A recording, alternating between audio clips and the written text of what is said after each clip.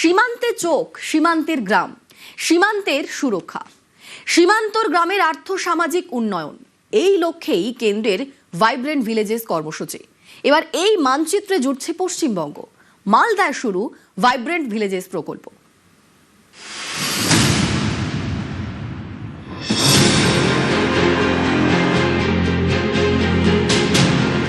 মালদা সীমান্ত সুরক্ষার নিরিখে রাজ্যের মানচিত্রে অত্যন্ত গুরুত্বপূর্ণ এক জেলা। গা ঘেঁষে বাংলাদেশ, সমস্যার নাম অনুপ্রবেশ। এমনই মালদা থেকে শুরু ভাইব্রেন্ট ভিলেজেস প্রোগ্রাম। লক্ষ্য গ্রামীণ অর্থনীতিকে চাঙ্গা করা এবং সীমান্ত সুরক্ষাকে আরো জোরদার করা। এই মুহূর্তে আমি দাঁড়িয়ে রয়েছি মালদাহের সীমান্তবর্তী আদমপুর গ্রামে। মালদাহে 5টি ব্লকের 29টি গ্রাম, সেগুলি কিন্তু ভাইব্রেন্ট ভিলেজ প্রজেক্টের মধ্যে আনা হয়েছে এবং এই প্রজেক্টের অধীনে এই এলাকায় গ্রামীণ উন্নয়নের পরিকল্পনা নিচ্ছে কেন্দ্রীয় সরকার। মালদায় শুরু ভাইব্রেন্ট ভিলেজেস কর্মসূচি।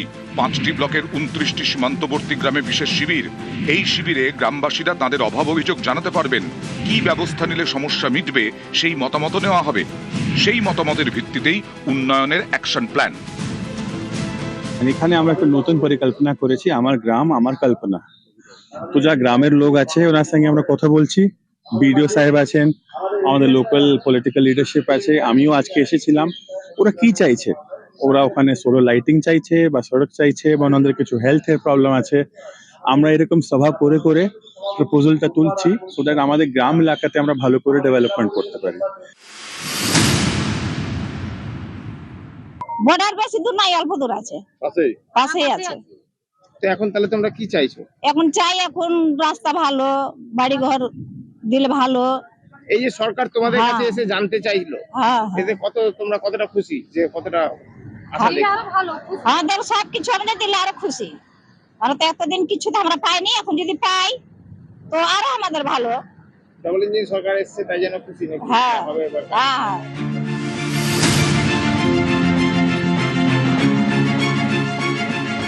উত্তর 24 পরগনার বাগদা সীমান্তবর্তী এলাকা। এখানকার হামকুড়া গ্রামকে বেছে নেওয়া হয়েছে ভাইব্রেন্ট ভিলেজেস প্রকল্পের অংশ হিসেবে।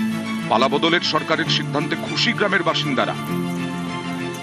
যদি আমাদের গ্রামকে ভাইব্রেন্ট গ্রাম হিসেবে বেছে নেওয়া হয়, যদি গ্রামের সমস্ত সাধারণ মানুষ উন্নতির দিকে যায়, কাজকর্ম পায় এবং কৃষিদের বিভিন্ন মাল বেচা কেনা যদি সুবিধা হয়, তাতে আমরা খুব আনন্দিত, আমরা খুশি হব। বাগদার মাথাভাঙা গ্রামকেও বেছে নেওয়া হয়েছে ভাইব্রেন্ট ভিলেজ হিসেবে। এই গ্রামেও খুশির ছোঁয়া। মাথাভাঙাকে ভাইব্রেন্ট গ্রাম হিসাবে বেছে নেওয়া এলাকার লোক ভীষণ খুশি। স্কুলটারও যেমন একদিকে উন্নতি হবে, আর রাস্তাঘাটের উন্নয়ন হবে, এলাকায় বিভিন্ন ক্ষুদ্র শিল্প গড়ে উঠলে এলাকার মানুষও কর্মসংস্থানের সুযোগ পাবে।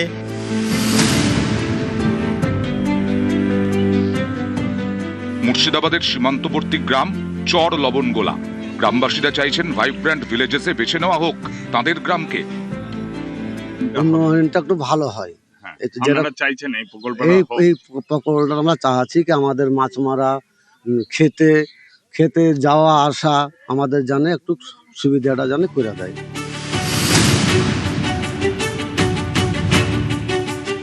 সীমান্তবর্তী জেলা দক্ষিণ দিনাজপুরেও ভাইব্রেন্ট ভিলেজেস কর্মসূচির সিদ্ধান্ত নতুন সরকারের। এই জেলার 66টি গ্রামকে প্রাথমিকভাবে বেছে নেওয়া হয়েছে। ওই 66 ভিলেজেসে আমরা আরও ডিটেল কাজ করব, যেখানে ট্যুরিজম ডেভেলপমেন্ট হোক, লাইভলিহুড আর বিভিন্ন রকম প্রজেক্টস, যেটা নিয়ে ওখানে পাবলিকের লাইফ কোয়ালিটি অফ লাইফটা বাড়বে, ওনাদের আয় বাড়বে, এই ধরনের প্রজেক্টসই আমরা ডিটেল করার এটা চলছে। এখন অলরেডি গ্রাউন্ড লেভেলে এলাকার বিডিও এবং বিভিন্ন স্টেক হোল্ডার্স নিয়ে আমরা পুরো ডিটেল প্রপোজাল প্ল্যানিং করছি। ওটা খুব শীঘ্রই এটা ভালো করে ইমপ্লিমেন্ট করা হবে। এটা গভর্নমেন্টের খুব টপ প্রায়োরিটি এটা স্কিম আছে। বাংলার উন্নয়নের ডাবল ইঞ্জিনের গতি, সীমান্তের গ্রাম, সীমান্ত সুরক্ষা, উন্নয়ন, এ নিয়েই ভাইব্রেন্ট ভিলেজেস বাংলার আর এক আশার আলো। নিউজ 18 বাংলা।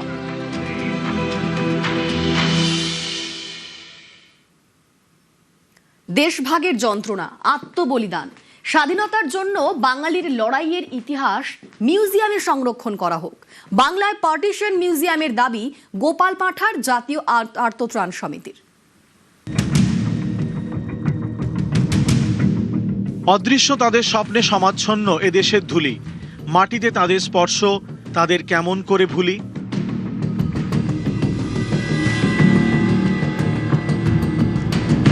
এর আগে হয়তো পশ্চিমবঙ্গ দিবস হয়েছে, কিন্তু এত ব্যাপকভাবে এই জিনিসটা হয়নি। কারণ বাংলার জিনিসটাকে কেন চাপা রাখা হবে?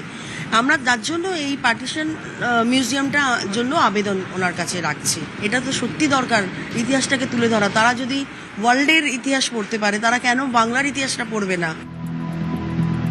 স্বাধীনতা, ব্রিটিশের বিরুদ্ধে লড়াই, জীবন দিয়ে লড়াই।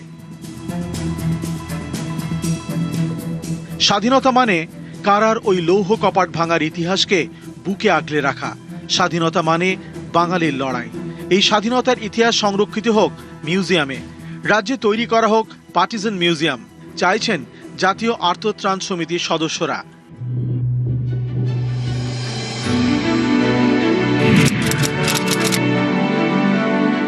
জাতীয় আর্তত্রাণ সমিতি, এই সমিতি জানে 1946 সালে গ্রেট ক্যালকাটা কিলিং এর নারকীয়তা। এই সমিতি দেখেছিল কলকাতার সবচেয়ে কালো দিন। জাতীয় আর্তত্রাণ সমিতি তৈরি করেছিলেন Gopal Mukhopadhyay, the mutton seller to a saviour, যার নেতৃত্বে মুসলিম লীগের বিরুদ্ধে বুক চিতিয়ে লড়েছিল হিন্দু বাঙালি। অনেকেরই অভিযোগ গোপাল মুখোপাধ্যায়ের লড়াইয়ের ইতিহাস বাঙালিকে জানতে দেওয়া হয়নি। এর পেছনে ছিল রাজনৈতিক ষড়যন্ত্র। বাংলায় পালা বদলের পর ছবিটা বদলেছে। কলকাতার একটি রাস্তার নাম গোপাল মুখোপাধ্যায়ের নামে করেছে রাজ্য সরকার। সুরাবর্দী এভিনিউয়ের নাম বদলে হয়েছে গোপাল মুখার্জি রোড। গোপাল মুখোপাধ্যায় নেই, আর্তত্রাণ সমিতি চালাচ্ছেন তার নাতি নাতনিরা। তারাই চাইছেন বাংলায় পার্টিজান মিউজিয়াম হোক। এই মিউজিয়ামে তারা রাখতে চান হিন্দুর হোমল্যান্ডের জন্য লড়াইয়ের নায়ক শ্যামাপ্রসাদ মুখোপাধ্যায়ের কাহিনী। গোপাল মুখার্জির নামে বর্তমান সরকার ঘোষণা করেছে একটি রাস্তা, যেটা পার্ক সার্কাসের ওখানে অবস্থিত। এটা আমরা পরিবার থেকে কিন্তু কোনো আবেদন রাখিনি, এটা সরকার থেকে নিজে থেকেই এই জিনিসটা করেছে। 46-এর দাঙ্গার যে ইতিহাস এবং 46-এর দাঙ্গার যে ভয়াবহ পরিস্থিতি, এই পরিস্থিতিগুলো এবং এই ইতিহাসটাকে সম্পূর্ণভাবে বিগত সরকার চেপে রেখে দিয়েছিল। গোপাল মুখার্জির নাম উঠতে দেওয়া হয়নি।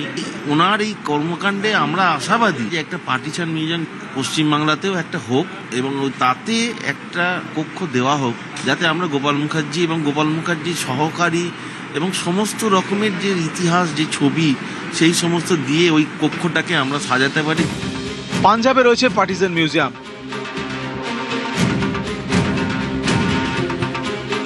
দিল্লিতে রয়েছে পার্টিজান মিউজিয়াম।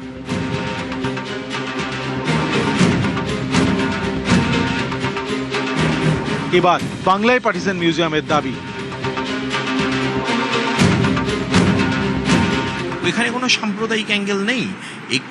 একটি পার্টিশনে যেমন একটি হিন্দু পরিবার আগুনে দগ্ধ হয়েছে, একটি মুসলিম পরিবার হয়েছে, সবার যন্ত্রণা দুঃখই সেই পার্টিশনে তুলে ধরা হোক, যাতে ভবিষ্যতে এরকম ভাতৃঘাতী পদক্ষেপ আর ভবিষ্যৎ প্রজন্মকে না দেখতে হয়। আমাদের চোখের সামনে যেন সেটা থাকে যে কি হয়। এই যে উদ্বাস্তু জীবনের লড়াই, সেই লড়াইটা স্থান।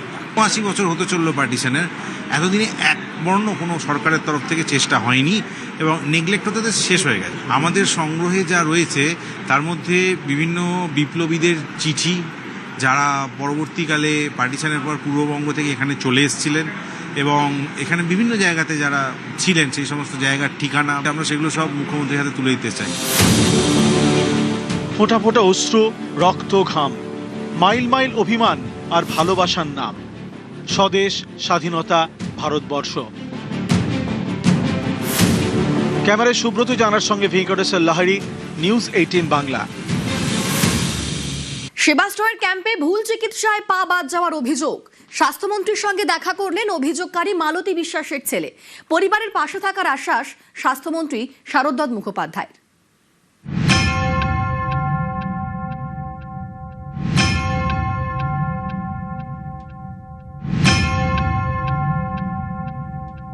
সেবাশ্রয়ের নামে শুধু আমি নয়, আমার মতন বিভিন্ন মানুষ অসুস্থ হয়ে পড়েছে, ঠকে গেছে। ভুল চিকিৎসার জন্য আজ আমার পা চলে গেল, আমি পঙ্গু হয়ে গেলাম। তিনি যেন আমার বিষয়ে যেন সুবিচার করেন, আমি তার কাছে এই প্রার্থনা করি। স্বাস্থ্য দপ্তর অলরেডি একটা ফাইল শুরু করেছে সেবাশ্রয়ের ব্যাপারে, সেটা এনকোয়ারি কমিটিও তৈরি হবে। মাননীয় মুখ্যমন্ত্রী শুভেন্দু অধিকারীর সঙ্গে আমি কথা বলেই সব শুরু করব। খুব স্বচ্ছতার সঙ্গে তদন্ত হবে। পশ্চিমবঙ্গের জনগণকে নির্বাচনের একটি প্রক্রিয়ার মাসুল দিতে হচ্ছে। ক্ষুদ্র নির্বাচনী লাভের জন্য সাংসদ অভিষেক বন্দ্যোপাধ্যায় করেছেন। সেবাশ্রয়, সেবার আশ্রয়, তার বিরুদ্ধে অভিযোগের পাহাড়। তালিকায় নয়া সংযোজন মহেশতলার মালতী বিশ্বাস। তার অভিযোগ সেবাশ্রয়ে ভুল চিকিৎসার জেরেই তার পা কেটে বাদ দিতে হয়েছে। গত বৃহস্পতিবার প্রথমেই খবর দেখায় নিউজ 18 বাংলা এক্সক্লুসিভ। এবার মালতী বিশ্বাসের প্রেসক্রিপশন এবং চিকিৎসার নথি নিয়ে সোমবার স্বাস্থ্য ভবনে তাঁর ছেলে দেখা করলেন স্বাস্থ্যমন্ত্রী শারদ মুখোপাধ্যায়ের সঙ্গে। সত্যি আমি খুবই আনন্দিত। আজকে একজন পূর্ণ মন্ত্রী অনারেবল হেলথ মিনিস্টারের সঙ্গে আমি দেখা করলাম। সর্বপ্রথম হাত জোর করে বললেন যে মাকে বলবেন ক্ষমাপ্রার্থী, যেই ভুল করুক না কেন আমি ক্ষমাপ্রার্থী চাই। আর তিনি আশ্বাস দিলেন যে নতুন করে স্বাস্থ্য দপ্তর থেকে ফাইল তৈরি করে মুখ্যমন্ত্রীর সাথে কথা বলে মুখ্যমন্ত্রী তহবিল থেকে তিনি সাহায্য সহযোগিতার হাত বাড়িয়ে দেবেন, সাথে যেন পূর্ণাঙ্গভাবে এই যে দুর্ঘটনা, এই দুর্ঘটনা যাতে তদন্ত হয় তার জন্য উনি আশ্বাস দিলেন। যে ভাষায় চিকিৎসাপত্রটা লেখা, সেই লেখাটা দেখে মনে হলো না কোনো মডার্ন মেডিসিনের কেউ দেখেছে বা লিখেছে। হাতুড়েরও লেখা হতে পারে। ওষুধের ডোজ নিয়ে যথেষ্ট সংশয় রয়েছে আমার। যখনই সেবাশ্রয়ে চিকিৎসা করতে উনি যেতেন, সেই সময় ওনার mobile phone, pen, belt, pocket থেকে মানি ব্যাগ, কয়েন সব সরিয়ে নেওয়া হতো। সবাইয়ের ক্ষেত্রে করা হতো। এতই যদি সন্দেহভাজন হয়ে থাকে রোগীর পরিবার, তাহলে এটাকে সেবা বলা হয় না, আশ্রয় তো নই। তদন্ত শুরু হয়ে গেছে, আরো তদন্ত গাঢ় হবে। বিচার চাইছেন, প্রচুর খরচা হয়েছে, 1.5 লক্ষ টাকা। মাননীয় মুখ্যমন্ত্রী শ্রী শুভেন্দু অধিকারীর কাছে মুখ্যমন্ত্রী রিলিফ ফান্ডে আমি একটু হেল্প করে দেবো অ্যাপ্লাই করতে, আর্থিক সহায়তা যদি পান। প্রসথেসিসের ব্যবস্থা করে দেওয়া হয়েছে, ফিজিওথেরাপির ব্যবস্থা করে দেওয়া হবে। আমাদের তরফ থেকে, পশ্চিমবঙ্গ রাজ্য সরকারের স্বাস্থ্য দপ্তরের তরফ থেকে যা যা সহযোগিতা 100% করা হবে।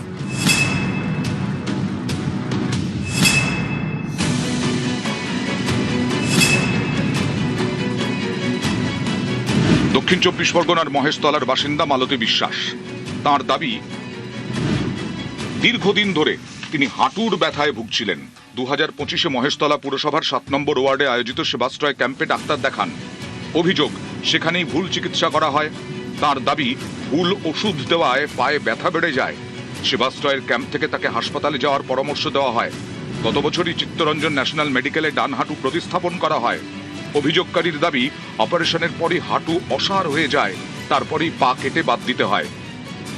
সেবাশ্রয়ের নামে শুধু আমি নয়, আমার মতন বিভিন্ন মানুষ অসুস্থ হয়ে পড়েছে, ঠকে গেছে। এই সেবাশ্রয়ের দুর্নীতির মধ্যে দিয়ে কি তাহলে টাকার রফা চলে? আমি যে সেবাশ্রয়ে গেছিলাম, নবরত্ন মডেল ক্লাব, সেইখানে যেন মনে হচ্ছে বড় একটা স্টেডিয়াম। সেখানে অভিষেক ব্যানার্জি নিজে এসে উদ্বোধন করেছে। বৃহস্পতিবার রবীন্দ্রনগর থানায় অভিযোগ দায়ের করা হয়। এই ঘটনায় ডায়মন্ড হারবারের তৃণমূল সাংসদ অভিষেক বন্দ্যোপাধ্যায় সহ 11 জনের নামে এফআইআর করা হয়। মহেশতলার মালতী বিশ্বাসকে শুক্রবার ফোন করেন স্বাস্থ্যমন্ত্রী শারদ মুখোপাধ্যায়। এরপরেই সোমবার স্বাস্থ্য ভবনে মালতী বিশ্বাসের ছেলে। পাশে থাকার আশ্বাস স্বাস্থ্যমন্ত্রীর। বিচার চাইছেন, প্রচুর খরচা হয়েছে, 1.5 লক্ষ টাকা। মাননীয় মুখ্যমন্ত্রী শ্রী শুভেন্দু অধিকারীর কাছে মুখ্যমন্ত্রী রিলিফ ফান্ডে আমি একটু হেল্প করে দেবো অ্যাপ্লাই করতে, আর্থিক সহায়তা যদি পান। প্রসথেসিসের ব্যবস্থা করে দেওয়া হয়েছে, ফিজিওথেরাপির ব্যবস্থা করে দেওয়া হবে। আমাদের তরফ থেকে, পশ্চিমবঙ্গ রাজ্য সরকারের স্বাস্থ্য দপ্তরের তরফ থেকে যা যা সহযোগিতা 100% করা হবে। নিউজ 18 বাংলা।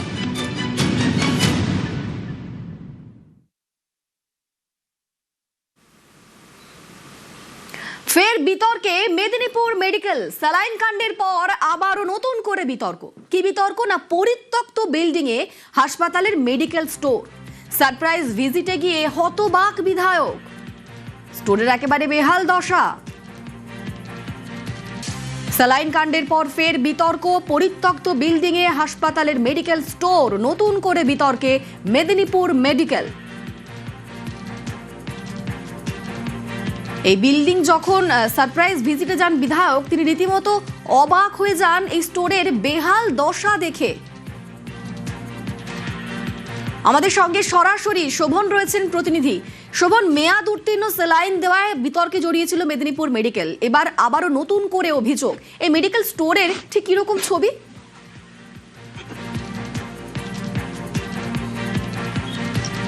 একেবারে অনিন্দিতা, দেখো খুব ভয়ানক ছবি। যখন আমরা গতকাল যে সারপ্রাইজ ভিজিট হয়েছিল মেদিনীপুর মেডিকেলের যে মেডিকেল স্টোর, যেখানে বিভিন্ন ধরনের সেলাইন থেকে শুরু করে বিভিন্ন ধরনের ওষুধ যেখানে মজুত রাখা হয়, যেগুলি মেদিনীপুর মেডিকেল কলেজ হাসপাতালে যারা ভর্তি থাকেন রোগীরা তাদেরকে যেগুলি প্রয়োগ করা হয়, সেই সব যে ওষুধ এবং সেলাইন যেখানে রাখা হয় সেই স্টোর ভিজিট করেছিলেন গতকাল বিজেপি যে বিধায়ক মেদিনীপুরের, তিনি সারপ্রাইজ ভিজিটে গিয়েছিলেন। এবং তার সঙ্গেই যখন আমরা গিয়ে প্রবেশ করি সেই মেডিকেল স্টোরে, তখন আমাদেরকে কিন্তু বিধায়কের যেমন চক্ষু চড়ক গাছ হয়, সেরকম কিন্তু আমরাও অবাক হয়ে যাই এই স্টোরের অবস্থা দেখে।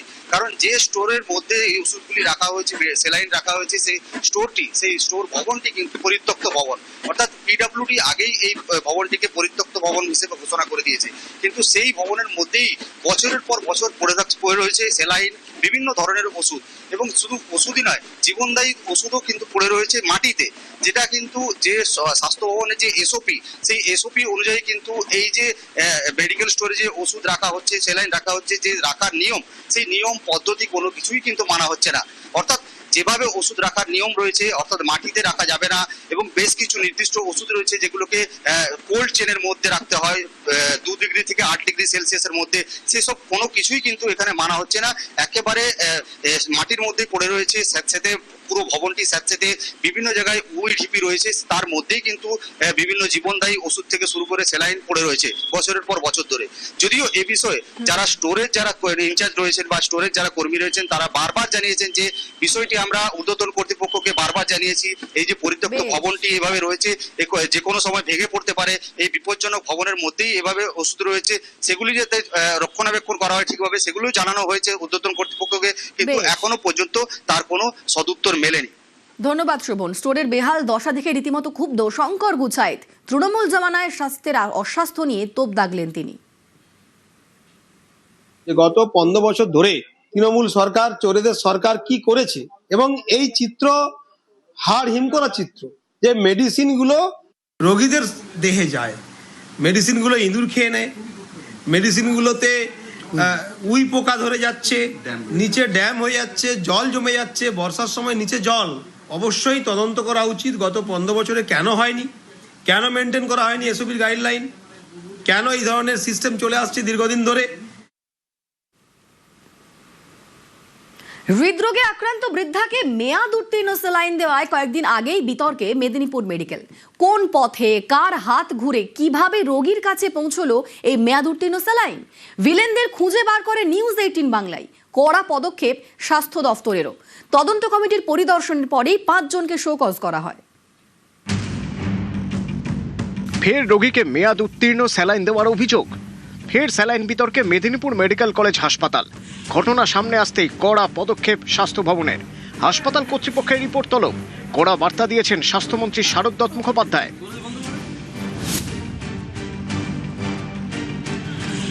এখন প্রশ্ন হলো, বৃদ্ধার শরীরে মেয়াদ উত্তীর্ণ স্যালাইন পৌঁছলো কিভাবে? কার গাফিলতিতে, কার নজরদারির অভাবে? ভিলেন কারা?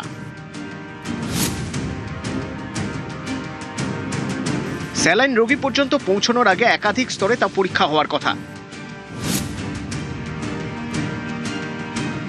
সূত্রের দাবি, অধিকাংশ ক্ষেত্রে স্যালাইন প্রথমে সেন্ট্রাল মেডিকেল স্টোরে আসে, সেখান থেকে চাহিদা অনুযায়ী মেডিকেল কলেজে পাঠানো হয়। প্রয়োজনে মেডিকেল কলেজ কর্তৃপক্ষ বাইরে থেকেও কিনতে পারে। মেডিকেল কলেজের স্টোর থেকে ওষুধ নিয়ে যান নার্স কিংবা সিস্টার ইনচার্জ। অর্থাৎ একাধিক হাত, একাধিক চেক পয়েন্ট। এখন প্রশ্ন হলো, এক্ষেত্রে কোথা থেকে কার হাত ঘুরে রোগীর শরীরে পৌঁছলো এই মেয়াদ উত্তীর্ণ স্যালাইন? কোথায় কোথায় ব্যর্থ হলো নজরদারি? প্রথমে স্ক্যানারে সেন্ট্রাল মেডিকেল স্টোরের ইনচার্জ। তাঁরই দেখার কথা ওষুধের মেয়াদ ফুরিয়ে গিয়েছে কিনা। তিনি প্রথম ভিলেন। দ্বিতীয় ভিলেন মেডিকেল কলেজের স্টোরের ইনচার্জ। তৃতীয় ভিলেন নার্সিং বিভাগের হেড। চতুর্থ ভিলেন সেই নার্স যিনি রোগীকে স্যালাইন দিচ্ছেন। স্যালাইনের মেয়াদ পেরোনোর পরে ব্যবহৃত হয়েছিল, তার জন্য আমরা ত্রিস্তরীয় চেক আছে, একটা স্টোরে, একটা নার্সিং ডেস্কে, আর একটা যে দিচ্ছে। প্রথমটায় দেখা গেছে কোনো মেয়াদোত্তীর্ণ ওষুধ আসেনি বা স্যালাইন আসেনি, দ্বিতীয়টা তো রেজিস্টারে ঢোকেনি, তার মানে তৃতীয়তে গলদ। স্বাস্থ্য দপ্তরের একাংশের মতে এই পুরো প্রক্রিয়ায় অন্তত 2টো গুরুত্বপূর্ণ স্তরে মেয়াদ যাচাই করা অত্যন্ত জরুরি ছিল, কিন্তু এক্ষেত্রে কোনোটাই হয়নি। গাফিলতি ছিল। যার জেরে বারবার এই ঘটনা ঘটে। কখনো মেয়াদ উত্তীর্ণ ওষুধ তো কখনো মেয়াদ উত্তীর্ণ স্যালাইন, ফল ভুগতে হয় রোগীদের। যে স্টোর থেকে ওয়ার্ডে এইসব সমস্ত সেলাইন পৌঁছায় সেই স্টোরেও রয়েছে স্টোর কিপার, সেখানেও কিন্তু ব্যাচ নাম্বার থেকে শুরু করে ম্যানুফ্যাকচার ডেট, এক্সপায়ারি ডেট সমস্ত কিছুই রেজিস্টার মেনটেন করা হয়। তাহলে সেই সব নজর এড়িয়ে কিভাবে পৌঁছে গেল ওয়ার্ডে এই মেয়াদ উত্তীর্ণ সেলাইন? শুধু তাই নয়, ওয়ার্ডে যে সমস্ত নার্সরা রয়েছে সেই সমস্ত নার্সদের নজর এড়িয়েও কি করে দেওয়া হলো একজন রোগীকে এই মেয়াদ উত্তীর্ণ সেলাইন? এই প্রশ্নই কিন্তু উঠতে শুরু করেছে মেদিনীপুর মেডিকেল কলেজ হাসপাতালে। এসওপি তফাৎ করতে হবে, পরিবর্তন করতে হবে। দোষ বা পরিষেবার যা যা গলদ সেটা আমাদের দায়িত্ব আমরা নেব। আমরা এই নিয়ে কখনো বলছি না যে আগের সরকার কি করেছে সব বলি না। আমাদের চেঞ্জ ইন এসওপি কী হলো, প্রতি 7 দিনে চিরুনি তল্লাশি হবে প্রত্যেক সরকারি হাসপাতালের প্রত্যেক ওয়ার্ডে, যাতে মেয়াদ উত্তীর্ণ ওষুধ না থাকে সরিয়ে ফেলা হয়। নিউজ 18 বাংলা।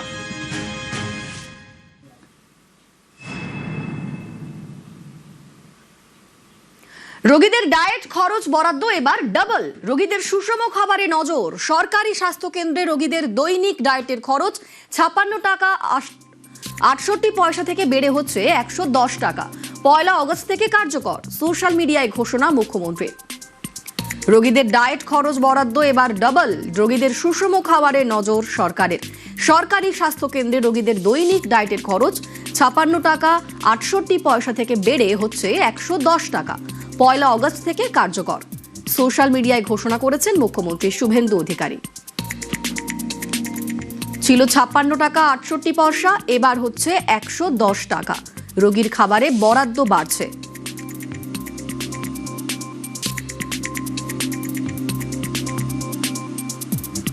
এক্স হ্যান্ডেলে পোস্ট করেছেন মুখ্যমন্ত্রী।